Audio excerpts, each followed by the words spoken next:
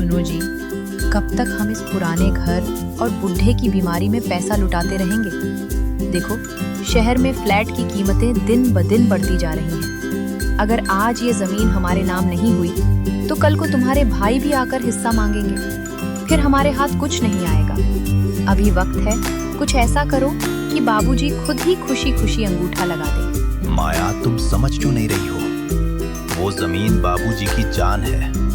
उन्होंने अपनी पूरी जिंदगी की कमाई उसमें लगा दी है। वो कभी भी इसे छोड़ने के लिए तैयार नहीं होंगे। हर इंसान की कोई ना कोई कमजोरी होती है और बाबूजी की कमजोरी है तुम। अगर तुम चाहो तो सब मुमकिन है। प्यार से नहीं मानेंगे तो थोड़ा दिमाग लगाओ। लेकिन ये सब ठीक नहीं लग रहा। कहीं बाबूजी को पता चल गया तो? अरे कौन सा हम उनसे कुछ छीन रहे हैं? आखिरकार सब तुम्हारा ही तो है। बस थोड़ा जल्दी अपने नाम करवा रहे हैं। देखो, तुम 4 दिन उनकी खूब सेवा करो। दवा समय पर देना, खाना खुद खिलाना, उनके पास बैठकर बातें करना। उन्हें ऐसा लगे कि तुम ही उनका सबसे बड़ा सहारा हो। कल पूरी तरह पिघल जाए तो किसी दिन पेंशन या बैंक के बहाने कागज ले आना। कहना कि ये जरूरी कागज है, बस औपचारिकता है। वो बिना पढ़े ही तुम पर भरोसा करके अंगूठा लगा देंगे। सुनील, पता नहीं मैं सही कर रहा हूँ या गलत, लेकिन अगर अभी कुछ नहीं किया तो आगे बहुत पछताना पड़ेगा। यही समझदारी है। वक्त पर लिया गया फैसला ही इंसान को आगे बढ़ाता है। बस याद रखना, भावनाओं में बहकर मौका मत गंवाना। कोशिश नहीं, काम पूरा करना है। पवन, मैंने सुना है शहर वाले बिल्डर गांव की जमीन के करोड़ों दे रहे हैं। ये बुढ़ा तो इसे दान करने की सोच रहा है। क्या हमें सड़कों पर आना है? अभी मौका है, सेवा का नाटक करो और सारी वसीयत अपने नाम करवा लो। ठीक है रागिनी, आज से मेरा व्यवहार बदल जाएगा। नेकीराम जी को लगेगा कि उनका बेटा सुधर गया है और फिर शुरू हुआ ममता का नाटक। जो बेटे कल तक पानी का गिलास तक नहीं देते थे, ऐसे ही पवन और रागिनी भी अपने पिता से जमीन लेने के लिए एक गहरी साजिश रच रहे थे। आज वो अपने पिता के पैर दबा रहे थे। रामलाल और नेकीराम को लगा कि शायद भगवान ने उनकी सुन ली। रामलाल का घर। सुनील उन्हें बढ़िया खाना खिला रहा है। बाबूजी, आप आराम करो, आपके कष्ट अब मेरे हैं। नेकीराम का घर। पवन उनके लिए नई धोती लाया है।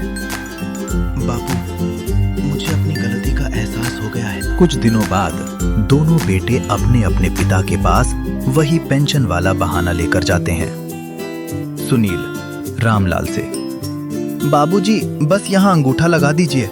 सरकारी वकील ने कहा है कि इससे आपकी बुढ़ापा पेंशन पक्की हो जाएगी और ये घर भी सुरक्षित रहेगा। रामलाल, बेटा, तू खुश है तो मैं कहीं भी अंगूठा लगा दूंगा। मुझे तुझ पर पूरा भरोसा है। उधर नेकीराम के घर भी पवन यही नाटक करता है और दोनों मासूम बुजुर्ग अपनी पूरी संपत्ति अपने बेटों के नाम कर देते हैं।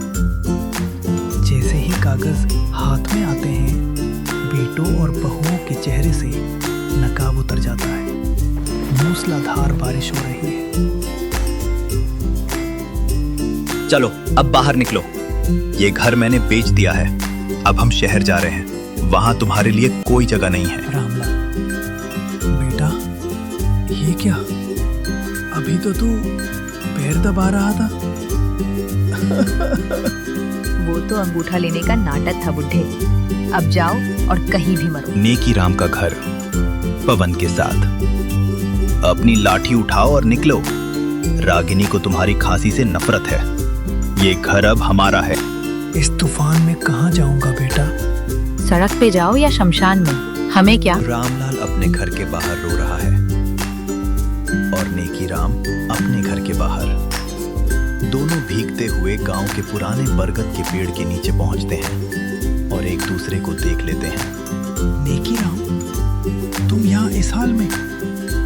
रामलाल भाई, जिसे अपना खून समझा वही पानी निकला। मेरे बेटे ने मुझे सड़क पर फेंक दिया। वही आग मेरे घर में भी लगी है दोस्त। हम दोनों का सर्वस्व लुट गया। अब इस दुनिया में हमारा कोई नहीं सिवाय एक दूसरे के। दोनों बुजुर्ग एक दूसरे का सहारा लेकर अंधेरे में उसी बरगद के पेड़ के नीचे रात बिता देते हैं।